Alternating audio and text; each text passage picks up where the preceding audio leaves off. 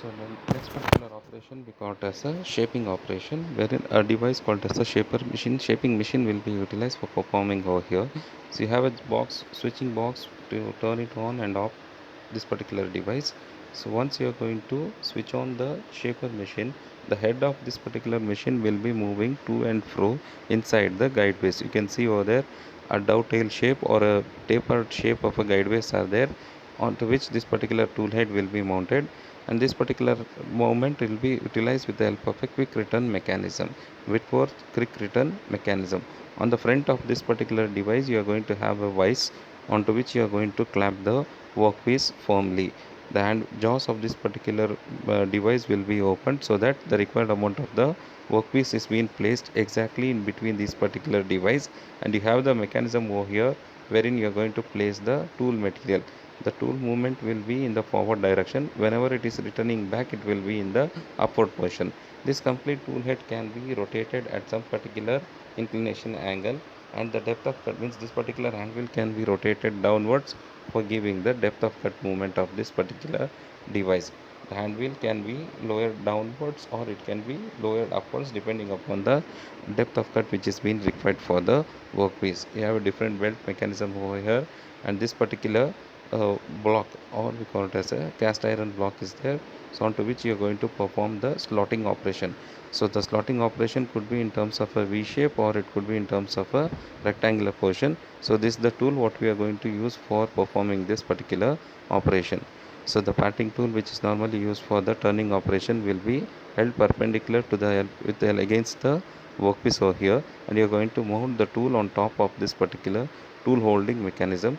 Beneath that the workpiece will be clamped. You can observe the workpiece is being clamped with the help of a device exactly at the center portion of the jaw material, and above that the tool has to be maintained. You are going to firmly clamp the workpiece so that there is no alternative movement of this particular device.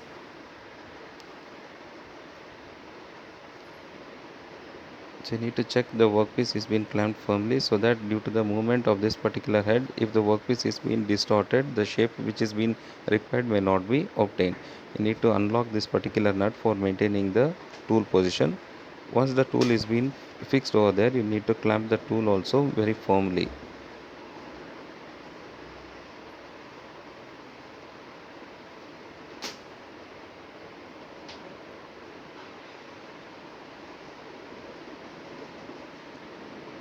So you're going to rotate the hand wheel so that the workpiece and the tool are exactly on the contact point. So you can see now there is no contact between the tool and the workpiece, so I'm going to increase this particular handle so that the whole head unit is coming downwards and the tool will be in contact with the workpiece. See, the gradually you need to increase the depth of cut so that the material from the workpiece is being removed in the required position.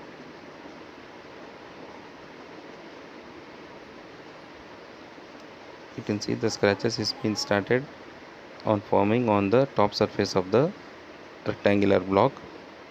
In order to increase the width, you need to rotate this particular hole wise onto the either sides. So if you start rotating the hand wheel onto the right hand side, the voice which is being placed exactly at the center will be start moving onto the left and right hand side. So this particular can be utilized for maintaining the width of the slot which is being generated. You can see the tool is moving in a forward direction, but when it is coming back the tool will be lifted and it will be returning to the home position. If the tool is not returning back due to the force, the tool, there's a chance that the tool might get broken out from the surface which is being held out over there. For that particular reason, whenever the tool is returning back from the workpiece after performing the operation, the tool will be lifted upwards and it will be coming backwards. You can observe over here the right hand side, the handle is being provided so that this particular portion of the jaws can be moved to the right hand side or for the left hand side to perform this particular slotting operation. You can see a tool which is be utilized for performing a flat surface like this.